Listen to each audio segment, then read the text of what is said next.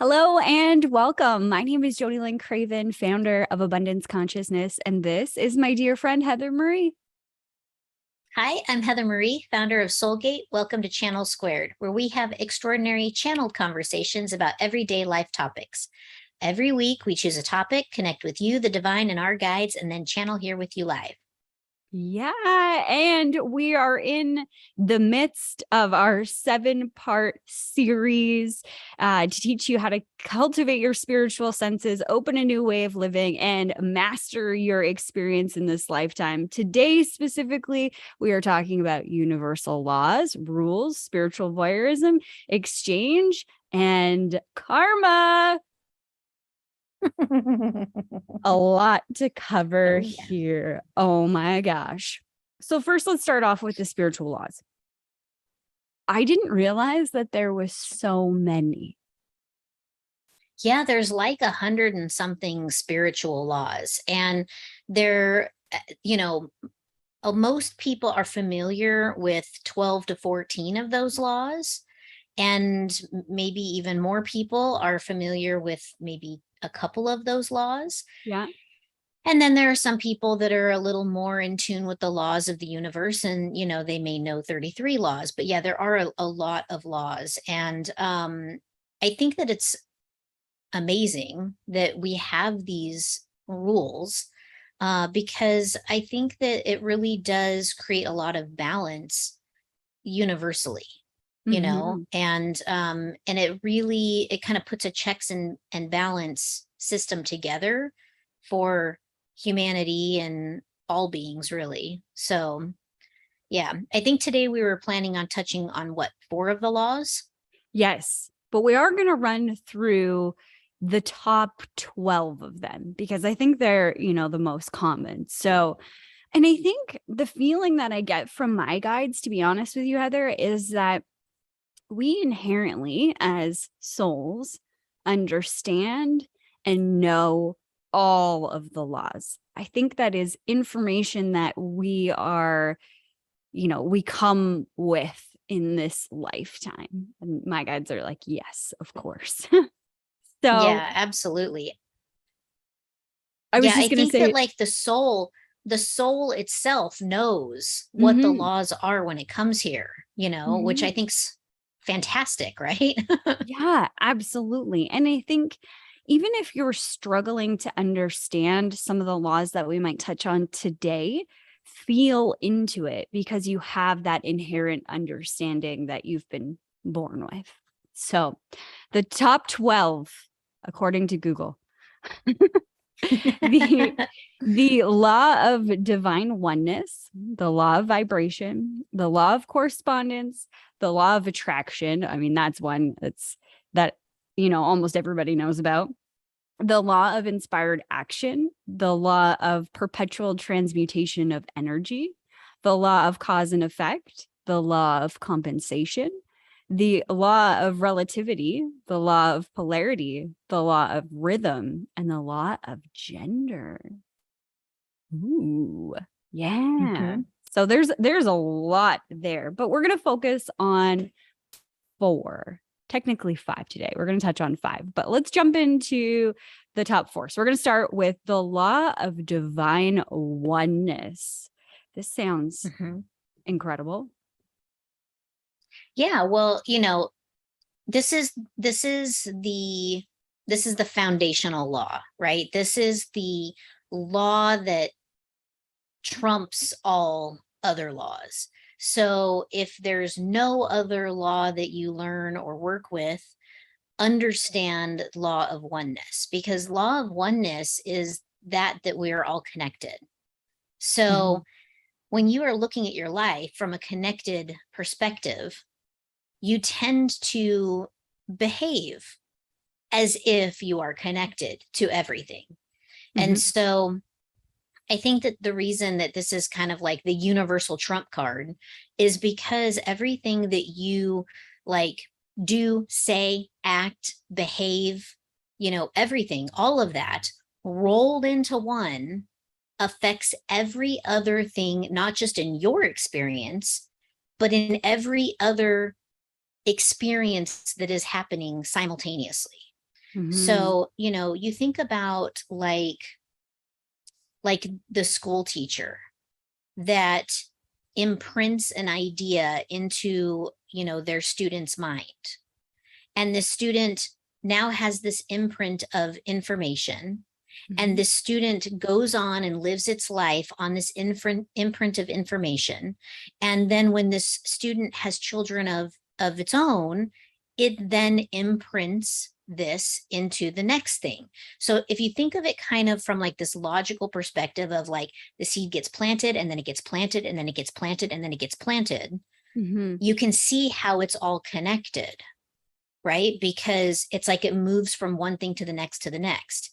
And also, in the same regard, the effect of the planting of that seed also moves. So, there's a lot to the law of oneness. It's so simple and yet so complicated at the same time, like Right? many things. Mhm. Like almost everything in our world, simple and yet complex. It's just like that movie, The Butterfly Effect, Mhm. right? Like every word, every action, every single thing. And I think that's a really difficult thing for the human perspective to grasp. Truly, the words that I'm saying right now in this now moment are impacting every other one. Right. How do you not just turtle? I'm going to go hide now. Yeah. I mean, the thing is it's like anything that you like say, words are so powerful, right? And like the human language was the last of all of the senses to be developed. So, we communicated in many Hmm. ways before language is even created. And so, like having this communication, whether it be physical communication, verbal communication, words are so powerful because they just move. Anybody that's within earshot of the words gets the words, and the brain gets the words whether you're actively listening or not. So, when you think about how you speak and communicate and put your content out to the world, think about the fact that if you're only wanting it to fall on certain ears, mind your audience, because that person that's walking by behind the one that's listening to you is also hearing your words. And so this has this imprint, right? And it creates this imprint. And then whether you like it or not, the imprint can become your reality. All of these universal laws sort of stack on top of one another, right? Like one kind of begets the next. So it's like, the universal law of oneness is the one that trumps all of them, because it clearly states that everything is connected. So even if your words only land on this person here, it doesn't mean that this person isn't going to repeat it to that person or live their life in a way that is going to impact other people or impact other species. Hmm. You know, someone could have a communication or an experience with an endangered animal as a child and grow up to be a conservationist for different species globally, and can then imprint other children to go do that same conservation work. You see, it's got this ripple effect. It just builds, it begins to build. So be really mindful of how you live your life, the words that you speak, the actions you take, because everything you say and do and act on has an effect on something else. So, yeah, it's a big one. It's a huge one. And if you start to loop in the perspective we have of said words that are said to us, like how we receive those words, what we think that they mean, or just our perception of what is actually being said versus the reality of what is being said. And then it can go even deeper to our language has been corrupted. The definitions of the words that we use are very different today than they were back in the early 1900s. You even listen to like an old show, they speak incredibly different than we speak today, because they are very mindful of their words. Even a quick thing about the words that we use in terms of law, the lawyers don't use Webster's dictionary for their definition of said word. They use something called Black's Law, or there's another one, I think it's Bouvier.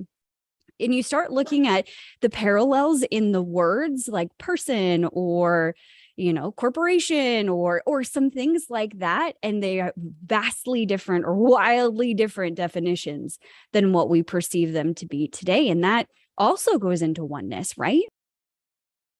Yeah, absolutely. I mean, and it's interesting that you bring up law, because law is notorious for having words that aren't what you think they are. I mean, the word of, meaning without, is very interesting, you know? So, Right? yeah. It's insane. Okay, so our words, our actions, our emotions, our energy, our desires, our choices, everything is having an impact on the world. And I think a lot of times people put this in the context of good or bad, and relate it to the law of attraction. If I'm doing good things, then I'm going to get good things. Or we have this almost negative perception of I have to be perfect here in this moment and do all of the perfect things, or I won't get the result that I want. And going over this law, I think it's important to mention that, and that is not the point. The point is not perfection. The point is to empower yourself, as well as being mindful and empathetic, that not only are you having this effect, but the other people around you are also having this effect. Yeah, and I think that kind of like flows perfectly into the next universal law that we're going to talk about, and that is the universal law of vibration. This is something that I work very closely with my students on, because vibration to me is the greatest form of communication ever known in the history of anything. So, the thing about the law of vibration is it's basically the universe in constant movement, right? So every bit of vibration that you put out, vibration that you receive, vibration that is behind your words, behind your actions. This is a communication in and of itself. It has its own specific energy, right? Its own specific frequency. And so by being able to like tap into vibration or kind of mute vibration, I feel is very important in how you live your experience. So, one of the things that I teach my students a lot is how to understand and recognize their own vibration. And then when they are beginning to work with beings, understanding the being's vibration and, what does that vibration feel like, look like, smell like, whatever it is of their senses that they're utilizing to pick up this vibration. Um, everything has a vibration of its own. Mm-hmm. Everything, whether it's a living thing or not. Mm-hmm. There is no two exact same vibrations. Just like there is no one else on this planet that is exactly like you, there is no one who vibrates like you. I got a quick little story about that. And I think this is a really great practice for people just getting into this, feeling other people's vibration, but also other things, like you can touch a tree and take a breath and you can feel it vibrates differently. If you put your feet flat on the ground, it vibrates differently. You know, pick up a blade of grass, whatever it is. I remember when my grandma passed away. I was at home and my dad called me and gave me the news, and I was really sad, and I got off the phone with him and I was crying. I was obviously upset. I loved my grandma, and I got this, download that I should look for her because she has her own unique vibration. So I closed my eyes and I went searching for her, is the best way that I can describe it, with, my third eye, whatever. I just looked in the universe for that vibrational signature, which was her, which I knew her as. And I found her. And she told me she was happy and that she was okay, that she wasn't in pain, and that, she's sad that she's gone from us, but she's in a better place, essentially. And just feeling that energetic signature that she has, that, not last time, because I'm sure that I could probably try and search for her again, but feeling in that moment was healing for me, knowing that she was safe and that she was content or happy to be where she was now. It was a good exercise for me, and solidified that everybody is different. Everybody has a different vibrational signature, and you can search for people and find them based on it. Yeah, absolutely. And it's so amazing, isn't it, that we have this ability to do this? So, which we're going to talk a little bit about, as this 7-part series continues. Yeah, So, stay tuned. absolutely. So, Make sure that the you hit thing that subscribe button and you have the notification bell on so you don't miss an episode. exactly. Exactly. So, the thing is, when you're looking at the law of oneness and the law of vibration, that kind of leads us into taking inspired action, right? So the law of inspired action.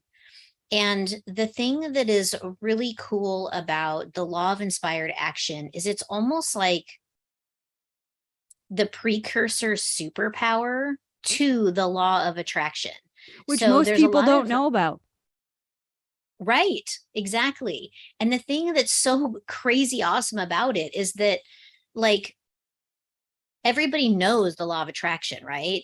If you can think it in your mind, you can hold it in your hand, right? And so it's all about like your thoughts and your mindset and putting out the vibration and the energy, and putting that out to the universe so that the universe can fulfill your order. But can you do something to accelerate it? Heck yeah, you can. You enact the law of inspired action. So, little story. I was just starting a brand new business, and I had hired a business coach, and I'd made the phone call and I got scheduled the meeting, and I got on the meeting with the business coach, and I was trying to determine whether or not I wanted to hire this business coach. But my business was really small and I wasn't making a lot of money, and I was just like, maybe I need some help. And so I reached out to this business coach. And the very first thing that this business coach said to me was, by just having this meeting, you've already signaled to the universe that you're ready to call in what it is that you're trying to receive. And I thought, that's interesting. I wonder how that works. And that very week, appointment after appointment after appointment, just boom, boom, boom, boom, boom, right? Why? Because I enacted the law of inspired action. I took action towards what I wanted. I didn't even have to market or advertise or do anything. The simple fact of me having a conversation about building and improving my business without even hiring them yet brought me a large sum of money. Mm-hmm. And then when I hired that individual, I quickly ramped my business. Within 4 months, I was scheduled 7 or 8 months out. You couldn't get an appointment with me. I was 100% booked. There was no time left, including for myself, which that was a painful lesson about self-care. But You know what I mean? So even by taking a small step in the direction of where you're wanting to go is like a powerful precursor to the law of attraction. Mm-hmm. A lot of people will try to utilize the law of attraction without taking any inspired action at all. And when they don't do that, it sort of falls flat, could take a while, could slow Mm-hmm. your progress. You want to give it some juice, you take inspired action. Mm-hmm.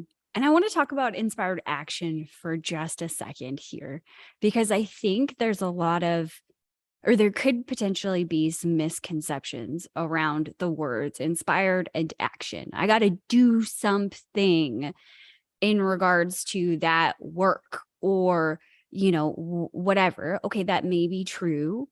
But it might be something even simpler than that in terms of the action step that you do. Simply saying yes and opening a book.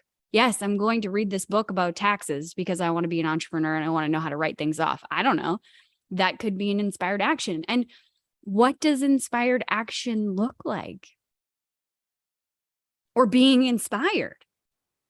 That is something that comes from you, the individual.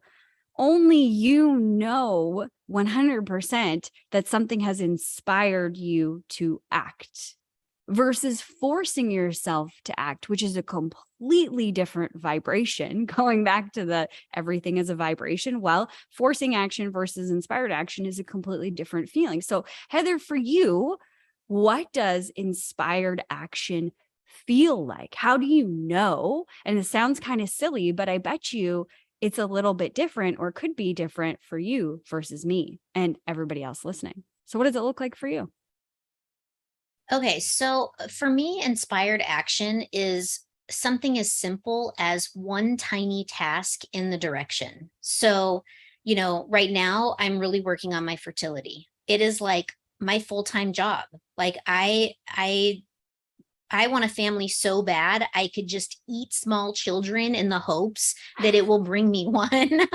Not seriously. So She's not a witch. not seriously, I am not a witch and I do not eat children. But like the thing is it's like, I started really looking at, what I needed in order to feel more fertile, right? And to feel like I am doing enough to kind of right my system so that I can have a baby. And for me, inspired action was something as simple as ordering some supplements. I know that I am nutrient deficient. I do not eat enough. I need to eat more often. And I eat good when I eat, but I don't eat often enough. And Yes. so I need to supplement with supplements. And so for me, one of the things that came across my inbox was about a webinar, that is like, what are the top 5 things that you can take to improve your fertility? And I was like, oh, I need to improve my fertility. And there's 5 things I can take. Subscribe. Okay. Yep. There it Gonna watch was. It that. was just that. That was my inspired action, right? I saw something and I acted on it. And I Mhm. said, okay, I'm going to do this. So what did I do? I went to the webinar. It could have been really easy for me to sleep in. It was at the early in the morning. And that's crazy considering I'm in Texas. But it was really early in the morning. And I was like, you know what? This is really important to me. I'm going to show up to it. And I did. And it was exactly what I needed. So what Mm. did I do? I ordered the supplements. And then I was like, this is really good. Like, I'm really digging this, and I really like the scientist who has brought this forward to me. And I'm like, I know she has a program. I wonder what it costs. Oh, wow. $10,000. I need to enroll my husband in this idea. So what do? Inspired action. Sweetie, come sit on this call with me. I Yep. know you're going to just absolutely hate it, but just come anyway. Do this for me. What does he do? He shows up. We sit on the call. She says, so what do you think? He's like, we're in. I didn't even have to say it. I didn't even have to ask. He Mhm. signed up. You Mhm. see? So it's like all it took was that one inspired action. I got the inspiration. showed up in my inbox randomly as spam, and I clicked register. Spam, no less. Hey. Mhm. For Amazing, right? me, that's an awesome story, Heather. I love that. For me, I've been working on this research project for several years with currency creation and all of this stuff. And it's so interesting because I've had to be very mindful of the perceptions that I had about action and moving forward, because sometimes you go in a direction that you don't understand. You know, you're going left when you think you should be going right. For me, inspired action, I feel like I get a download and I feel like, ooh, interesting. I'd like to learn more, do more, whatever. I feel like insatiated, or it like I'm like Satiated. tantalized, you know, like, ooh, what's Yeah. that? And I really had to learn to follow that inspiration wherever that took me, without the judgment of, this doesn't make any sense. This is like, this isn't going any closer to what I thought the project was supposed to be, or where I'm supposed to be going, or what I'm supposed to be learning. I had to let go of all of that to go down this inspired path, which then looped back and opened up more information or an understanding that I needed to move forward with this research project or whatever it was. So it may not even be in direct line with where you think you should be going. It's that inspiration, that feeling. So my question to everybody that's watching is, do you know what inspiration or inspired action looks like and feels for you? And if you don't, that's okay. This is the opportunity you have to become curious. You know, what does it feel like to be inspired in that direction, or inspired to take action on something, and then play with it. Utilize this week as an opportunity to play with your inspiration and get to know it, so that when it comes next time, or when you're presented with an opportunity to be inspired, you see it, you feel it, and you start to move with it. Yeah, absolutely. Like that is a great exercise. So definitely do that. Yeah. So I think that the next thing we should talk about is the law of perpetual transmutation of energy. That's a The lot of words. law of perpetual transmutation of energy. What does Yeah. that mean, Heather? It basically means that everything around us is in constant flux. So, everything is moving, constantly flexing, bending, moving, right? And even though we can't see it, it is happening on a cellular or atomic level. Okay. So this is always, everything's always moving, everything's dynamic, right? So, if you move your hand this way, it's displacing the air and all of the molecules that are in it, right? So, Mhm. the reason that it's important to know about this specific law is that it allows you to observe the positive change that you are having happen for yourself, as well as the people around you, your animals, your environment, so that you can see how your high vibrations, your inspired actions are creating positive change. Mm. So again, going back to the law of attraction, that everybody thinks they can think it into their existence, when you trigger the other laws around it, you're now powerfully creating Because you're because working in you're harmony aware. and alignment with all of these other laws that exist, Exactly. and you're aware. Exactly. I think that's so cool too, because a lot of times when we're working on something, you're trying to attract something, you're trying to change something about yourself, grow, learn, whatever it is, we'll go through this period of not seeing anything change. And this law is a really good reminder that it's already changing. You may not be seeing it, but this is your opportunity to look for those changes. Mhm. Yeah, Mhm. definitely. Yeah. And it also talks about, if you're vibrating at a lower frequency, how to transmute that energy, exposing yourself to a high frequency, happy, encouraging friend or, whatever that will trigger the energy transmutation in you. And we've all had that, negative and positive, where you've spent time with somebody that's really down and, you feel the same, or the opposite, where you listen to a song, you spend time with a friend, whatever, and you're immediately uplifted. So now you can utilize this law to start transmuting your energy sooner. When you feel in that funk, it's an opportunity again to get curious and ask yourself, what will make me feel better? Is it my favorite song? For a long time, my favorite album was the 50 Shades of Grey album. Oh yeah, mine too. I still love it to this day, but that album, I don't know what it is about it, but it made me feel sexy. It made me feel vibrant. It made me feel alive, and it made me feel like I wanted to dance. And it always uplifted my mood. So it would be my go-to. Now, sometimes it's a healing, vibration tone, whatever, right? Like it's certain hertz, whatever, but just being mindful of what lifts you when you're in that space. Right. Well, and I think that like, this transmutating of energy triggers the law of compensation. Boom. So, when we're talking about the law of compensation, it is basically what you receive, you will receive what you put out, right? So if you're putting out Eeyore syndrome, you're going to get Eeyore syndrome right back at you. Okay. If you're being a grumpy curmudgeon, curmudgeon is what's going to come to visit you.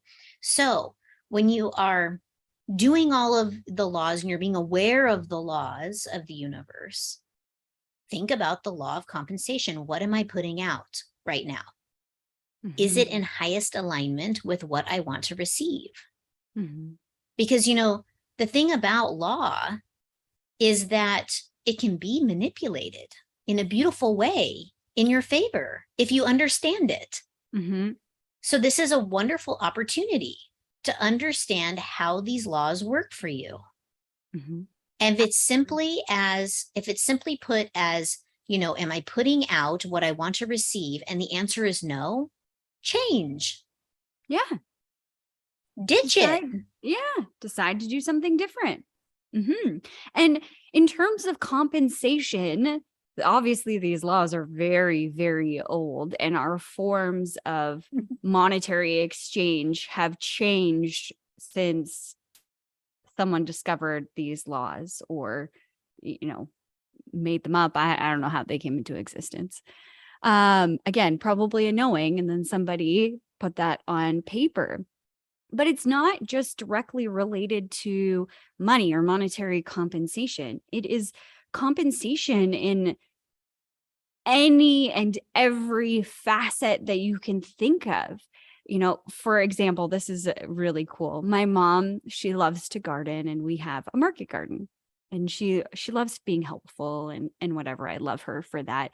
She decided she would come over and she would pick all of the vegetables that we had left in our greenhouse.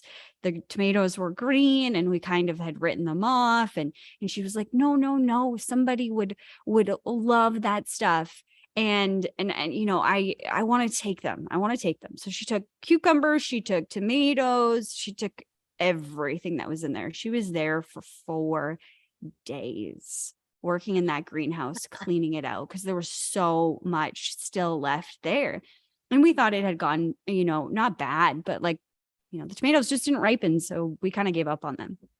And so she was receiving by simply doing this, because she just loved the idea of being out in the garden and in the greenhouse. It's sheltered because there's no wind, because it's an actual structure. So she was warm and happy, and she got to spend time here and with me. And then she delivered them to all of her friends. And people gave her in return money, which she gave to us because they were our plants, which we were so grateful for. We didn't even she took them. I didn't care what she did with them, whatever. But it came in forms of money. It came in forms of pies. We got pies. She got pies. We got, apples to make apple crisp.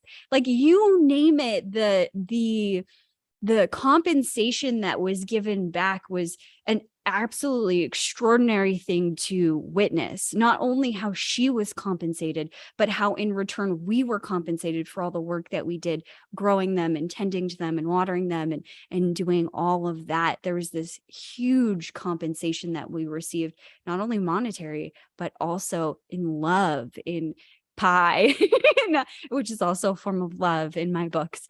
But so Mine many too. things. Yeah. So it's not just monetary when they're talking about the law of compensation. It's also the other things that we can be compensated with: resources, pie, whatever it is that you desire. Mhm. Yeah, definitely. And I mean, I think that the the law of compensation also sort of goes hand in hand with like the golden rule, of treat people the way that you want to be treated. So, I mean, that's not a universal law that I know of, but I feel Oh. like it was built on the law of compensation. And so, when you think about the law of compensation and you think about like exchange, it's really important that there is a good exchange, and I think that, the barter system is always a really fun system to use in the way of exchange because, you may have something that somebody wants and they may have something that you want, and maybe you can just make a trade. Mhm. Sometimes the exchange comes as the form of currency. You provide them with a service or an item or whatever, and they give you currency in exchange. But it can also be energetic exchange. Mhm. There are times when, you may be able to help somebody pack up and move their house. You have given your time and your energy to them, and Mhm. they repay you with a lovely meal in their new home. Or a beautiful card. Totally. It can Mhm. be anything, but there Mhm. should definitely be some form of exchange. Sometimes when you receive gifts, and I know this is kind of a dying thing, and I really wish it wasn't, but when you receive a gift, take the time to write a thank you note. Mhm. That's a gift in and of itself. You don't always have to get them a gift, with gift giving season upon us here pretty soon. Many times people will avoid seeing people during the holidays because they don't have a gift for them. You don't have Mhm. to have a gift for them. And if you receive a gift, take the time and write a thank you note and tell them how much the gift meant to you. Take a Mhm. picture with the gift. If it's a t-shirt, put it on and take a selfie and throw it in the card and be like, here I am wearing your gift. It's so great. I love it so much. Mhm. And people will receive that and be just so tickled that they got you something that you love and that you took the time to sit down, write it out, and tell them on pen and paper. You Mhm. see, this is the law of compensation and exchange. So, be mindful of like how you're exchanging things. Mhm. It's So, interesting, just to stop there. I know we're running out of time, but it's funny that we had this conversation earlier that our society is really geared to being transactional, and we've lost a lot of opportunities for gratitude, or maybe the depth of gratitude that we would have had before. If you had to go a million miles to get to the farmer to get the cow, slaughtered and then cut up and then take it home. There's just so much more gratitude for those things that we've lost. But it's also this reaping and sowing of the things that are coming to you and the things that you're giving in return. So when you go to the grocery store is a simple way to start practicing this law of compensation, this being grateful, having gratitude for the soil that grew your food, the hands that prepared it, whether it's just picked it and put it in the bin, and even the store owner. Like, there's some stores that are local and some that are big box stores. Either way, somebody had to start that store and pay for the utilities and the staff that's in there. But being in that moment and being grateful for all of these things that you're receiving, and then that gratitude as well extending as you are reaping what you're sowing, when you're paying and exchanging physically. When there's a physical exchange happening, there's also that energetic exchange happening as well, that's happening all the time. Yeah. And I mean, and it's something as simple as saying thank you to the guy that lets you into traffic. Yeah. So many times you drive around and, you're like trying to get out of a parking lot and somebody like literally holds up traffic for you to come out. Wave at them, say thank you so much, have a great day. They can't hear you, but you're professing it to the universe. Yeah. Thank you so much. I appreciate you letting me out. Have a great day. They're good lip readers. They'll know what you said. But if Yeah. not, the universe will hear it. And the universe will be like, let's give her more of that. She Mhm. liked that. Absolutely. That leads us right into karma. Yes, karma. Karma. I find that a lot of people talk about karma when it comes to something bad, karmic debt, but Yeah, karmic debt. karma, what is karma? What the karma? What the karma is the karma. Okay, so what is karma? Karma just is. I'm going to rephrase that. Karma just is. It's not, karma is not good or bad, right? I mean, or is it? So the way that we look at karma, most people, like you said, look at karma as like, oh, there's going to be karmic debt associated with that, right? Yeah. And you think, oh gosh, bum bum bum, right? Yeah. But the reality is that there's karmic debt and then there's repaid in kind. So, you have a really unique way of looking at it, Jody. And I love the way that you look at it because I think that it is a very simplistic approach to understanding karma. Yeah. So the way that I look at it is karma is simply the accounting system. That's it. The record, if you will, the ledger, if you need another word. It just simply is the accounting system. And I wouldn't even say for good and bad, because as we were doing our prep session, what is good karma? What is bad karma? And the reason why we asked this question in our prep session, and we want you to think about it, is because we have our own perceptions of good and bad. So the words and the belief systems around it, what is good, what is bad, are super subjective. Totally. So if you're looking at this accounting system called karma as debits and credits, right? Right column, left column. That's the only thing that it means, right? Yep. When you look at it, what determines whether it's good or bad? Because I don't see anything that determines whether it's good or bad. I think it's just subjective, how you view it.